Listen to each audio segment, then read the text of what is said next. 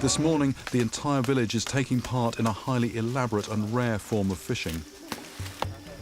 But instead of a fishing rod, I'm handed a machete.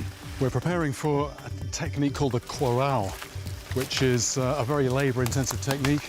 A lot of work. The entire village is going to take part. But each year... Two of the village elders, Vincent and Lawrence, are leading the preparations. We are going to catch enough fish to feed the entire village, using just some vines and the cooperation of the tribe. Do the women ever help this job? Yeah, sometimes they help. But none here today? Clearly, Vincent is a man of few words, and I'm wondering if I'm asking too many questions. After hours of cutting, tying and winding, the vines are ready for fishing the next day.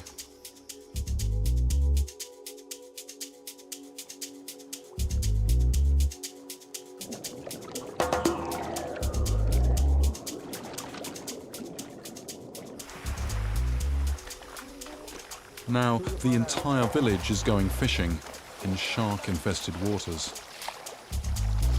It looks like I'm about to test the claim that the tribe has immunity from shark attack.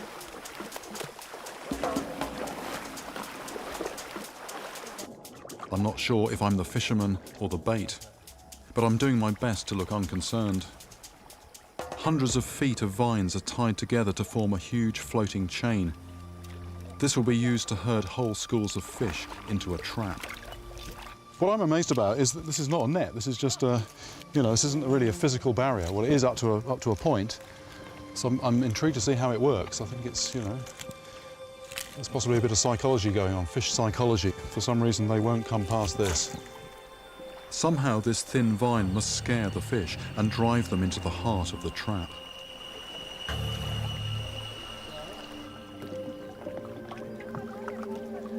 Right, we've now actually closed the circle. This is the end of one vine.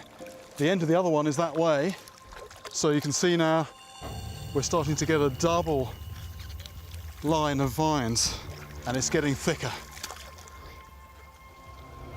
The best spearmen in the village stand outside the circle of vines, ready to pick off any fish that might break through.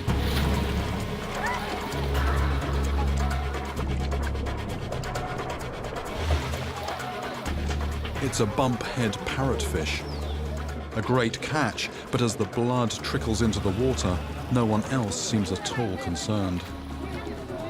Bull sharks are often seen in these waters, and from experience I know their grim reputation as man-eaters. Sharks can detect 1 part of blood in 1 million parts of water, and the tribe and I plan to spend the whole day waist-deep in the sea, spearing fish.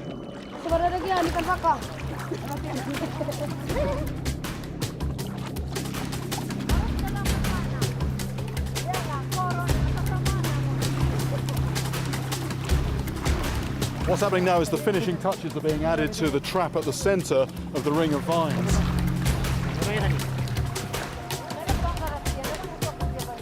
The noose begins to tighten.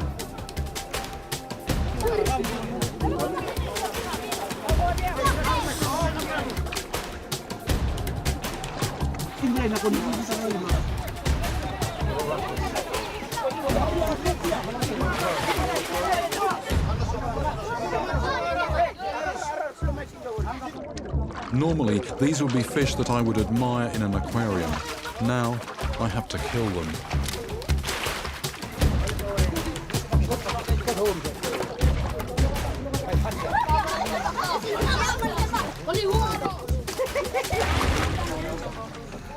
It's a measure of my immersion within the tribe that spearing fish is becoming second nature. Where I come from, if something looks pretty, you don't stick a spear through it. But I mean, everything looks pretty here. You've got to eat something, you've got to stick a spear through something. If you didn't do that, you'd starve. The villagers only catch what they know they can eat. If they catch too many fish in the quarau, they'll release what they don't need. This one's no good. With no electricity or fridges, the fish need to be eaten straight away, or they'll rot in the tropical heat. Each fish is wrapped in palm leaves and smoked in a fire overnight. This feast will fill up the entire village.